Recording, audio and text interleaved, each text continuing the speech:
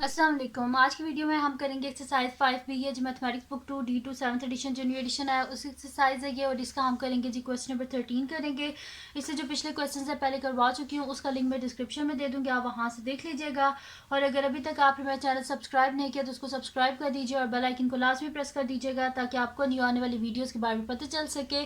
तो स्टार्ट करते हैं। क्वेश्चन नंबर 13 है हमारे पास कि when x+1 whole square is divided by x-2 the quotient is 16 and the remainder is x-3 find the value of x की वैल्यू को हमने फाइंड आउट करना है, जबकि उन्हें हमें डिविडेंड, डिवाइजर, क्वोशंट, रिमाइंडर सब कुछ दिया हुआ है। तो इसके लिए हम यूज़ क्या करेंगे, रिमाइंडर थ्योरम को यूज़ करेंगे। तो रिमाइंडर थ्योरम को यूज़ करने से पहले हमें पता होना चाहिए कि डिवाइजर क्या होता है, डिविडेंड क्या होता है, क्वोशंट क्या होता है, रिमाइंडर क्या होता है। तो एग्जांपल के तौर पे अगर हम यहाँ पे कर लें डिवाइड 5 को 3 से डिवाइड कर लें तो 3 1 जा 3, पीछे रिमाइंडर क्या बच जाएगा, 2 बच जाएगा। और जो आंसर आता है ये हमारे पास क्या होता है, क्वोशंट होता है हमारे पास, ठीक है। और जो नंबर जो डिवाइड कर रहा होता है उसे हम क्या बोलते हैं, डिवाइज़र। और जो नंबर डिवाइड हो रहा होता है उसको हम बोलते हैं डिविडेंड, ठीक है जी, डिविडेंड। और जो बच जाता है आंसर उसको हम बोलते हैं रिमाइंडर, ठीक है जी। तो ये हो गया डिवाइज़र, क्वोशंट, डिविडेंड, रिमाइंडर। अब अगर इस क्वेश्चन की तरफ आ जाएं तो यहाँ पे लिखा हुआ है when x+1 whole square is divided by x-2। तो यहाँ पे यानी कि x+1 होल स्क्वायर को डिवाइड किया जा रहा है, यानी कि ये मेरे पास क्या है, डिविडेंड है, ठीक है जी। और किससे डिवाइड किया जा रहा है, x-2 से। तो x-2 क्या है मेरे पास, डिवाइज़र है। और यहाँ पे लिखा हुआ है कि द क्वोशंट इज 16, यानी कि 16 इन्हें खुद ही बता दिया हमारे पास क्या है, क्वोशंट है। और उसके बाद जो मतलब कि सॉल्व करने के बाद जो रिमाइंडर हमारे पास आ रहा है वो यहाँ पे ये बता रहे हैं कि हमारे पास क्या है, x-3। तो ये क्या है, रिमाइंडर है हमारे पास, ठीक है जी। ये हो गया। अब यहाँ पे क्या करना है हमने, हम यूज़ करेंगे यहाँ पे रिमाइंडर थ्योरम यूज़ करेंगे। तो रिमाइंडर थ्योरम क्या होता है, मैं यहाँ पे सोल्यूशन लिखती हूँ और फिर रिमाइंडर थ्योरम यहाँ पे लिख लेती हूँ। रिमाइंडर थ्योरम जो हमारे पास होता है कि dividend is equals to divisor multiply by quotient plus remainder, ठीक है। ये सब अलग कर देती हूँ यहाँ से, सही है जी। तो प्लस रिमाइंडर। तो अब यहाँ पे डिविडेंट हमारे पास क्या है, इधर देख लीजिए मैंने ये किया था, इधर हमारे पास डिविडेंट है x+1 होल स्क्वायर। तो मैं यहाँ पे लिख देती हूँ x+1 whole square is equals to, divisor क्या है यहाँ पे हमारे पास x-2। तो यहाँ पे लिख देते हैं x-2 multiply by quotient, quotient क्या है 16, प्लस रिमाइंडर क्या है हमारे पास x-3। तो मैं यहाँ पे लिख देती हूँ x-3, ठीक है जी। ये हो गया मेरे पास। आप क्या कर लेते हैं कि बोथ साइड से ना ये एक्स वाली वैल्यूज़ को अलग कर दें, क्योंकि हमने फाइंड वैल्यू एक्स की करनी है। तो बोथ साइड से x-3 कर देती हैं।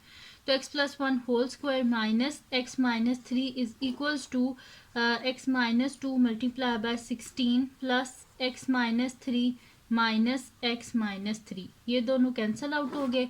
तो यहाँ पे इसका स्क्वायर जो है हम ओपन कर लेते हैं, a plus b whole square है तो a स्क्वायर प्लस 2a क्या है मेरे पास x है, b क्या है मेरे पास 1 है, और b का स्क्वायर यानी कि 1 का स्क्वायर यहाँ पे मैं लिख देती हूँ, ठीक है, माइनस x-3 और इज इक्वल्स टू किसके है यहाँ पे 16 इंटू एक्स, 16x माइनस 16, 2 ज़ा क्या होता है हमारे पास 32। अब इसको सॉल्व कर लेते हैं आगे। तो ये मेरे पास हो जाएगा x square plus 2x plus 1, minus को अंदर मल्टीप्लाई कर दे, minus x minus minus plus 3 is equals to 16x minus 32। तो ये मेरे पास हो जाएगा x square plus 2x minus x plus 1 plus 3 is equals to 16x minus 32। तो ये हो जाएगा x square 2x minus x क्या हो जाएगा plus x, 1 plus 3 4 is equals to 16x minus 32। सारे वेरिएबल कांस्टेंट को एक साइड पे कर लेते हैं, यानी कि बोथ साइड से हम माइनस 16x और प्लस 32 कर देंगे। तो x square plus x plus 4 minus 16x plus 32 is equals to 16x minus 32 minus 16x plus 32। तो ये कैंसिल आउट हो गए दोनों, ये दोनों कैंसिल आउट हो गए। तो एक्स स्क्वायर, अब एक्स वाली वैल्यू को अलग कर लेते हैं, plus x minus 16x plus 4 plus 32 is equals to, ये सारे कैंसिल आउट हो गए, इस वजह से पीछे क्या बचा है हमारे पास 0। तो अब नेक्स्ट शीट ले लेती हूँ, उस पर मैं आगे फर्दर आपको करवा देती हूँ क्वेश्चन। तो यहाँ पे ये मेरे पास हो जाएगा कि x वाली वैल्यूज़ को अलहदा कर लिया। अब इनको हम माइनस करके देख लेते हैं क्या आ रहा है मेरे पास। तो ये हो जाएगा मेरे पास कि एक्स स्क्वायर, अब x माइनस 16x है, यानी कि ये मेरे पास क्या हो जाएगा माइनस 15x, और 32 में 4 को ऐड करें तो क्या हो जाएगा मेरे पास यहाँ पे 36 इज इक्वल्स टू 0। ठीक है जी, ये हो गया मेरे पास। अब 36 किसके टेबल में आता है, एक तो 6 के टेबल में आता है, 6 6 36, और किसके टेबल में आता है 4 के टेबल में भी तो आता है ना, हमारे पास 36 आता है। उसके बाद और किसके टेबल में आता है हमारे पास 36, 12 3 ज़ा 36 होता है हमारे पास। ठीक है, तो 12 3 ज़ा जो 36 है, तो 12 में 3 को ऐड करें 15, और 12 3 ज़ा 36, यानी कि ये हमारे पास इसका जो है ना सबसे बेहतर, ये इसके दो फैक्टर्स बन रहे हैं। अगर इस तरह आपको टेबल्स नहीं भी आते तो साइड पे बस इस तरह एलसीएम ले लें। 2 1 ज़ा 2, 1 कैरी हो गया, 2 8 ज़ा 16, 2 9 ज़ा 18, 3 3 ज़ा 9, 3 1 ज़ा 3।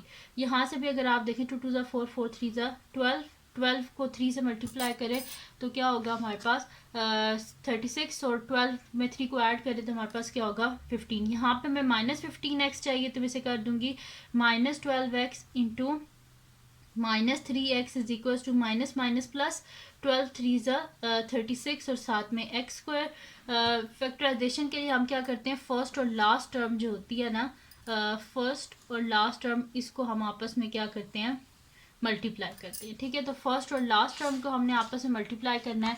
तो यहाँ पे फर्स्ट और लास्ट को मल्टीप्लाई करने से हमारे पास क्या आ रहा है 36x स्क्वायर, और यहाँ पे इन दोनों को मल्टीप्लाई करने से 36x स्क्वायर आ रहा है, और इनको ऐड करें तो माइनस 12x और minus 3x is equal to minus minus plus 12 plus 3 15x, और बड़ी वैल्यू के साथ माइनस जैसे माइनस आ जाएगा। तो यहाँ पे अब माइनस 15x की जगह हम ये लिख देते हैं इसके फैक्टर्स।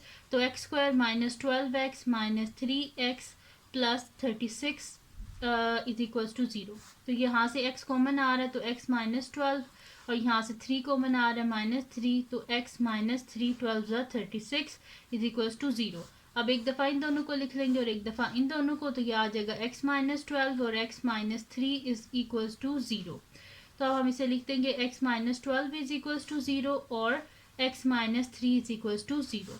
तो यहाँ से आ जाएगा x is equals to 0 plus 12, यानी कि x आ गया मेरे पास यहाँ पे 12, और x is equals to 0 plus 3, यानी कि मेरे पास x आ जाएगा यहाँ से 3। तो x के दो आंसर्स मेरे पास आ गए, एक आ गया x इज इक्वल्स टू 3 और एक मेरे पास आ गया x इज इक्वल्स टू 12। ठीक है जी, तो ये थी आज की वीडियो जिसमें मैंने आपको करवाया है एक्सरसाइज 5B का क्वेश्चन नंबर जो है 13 आपको करवाया है। तो अगर ये वीडियो आपके लिए हेल्पफुल हो तो उसको लाइक कीजिएगा, मेरे चैनल को सब्सक्राइब कीजिएगा और बेल आइकन को लास्ट में प्रेस कर दीजिएगा ताकि आपको न्यू आने वाली वीडियोस के बारे में पता चल सके। और जो मेरे सेकंड चैनल है जिसके बीच मेरे कुकिंग की, क्राफ्ट्स की और रिडल्स की वीडियोस हैं, उसका लिंक भी डिस्क्रिप्शन में है, उसको भी सब्सक्राइब कर दीजिएगा।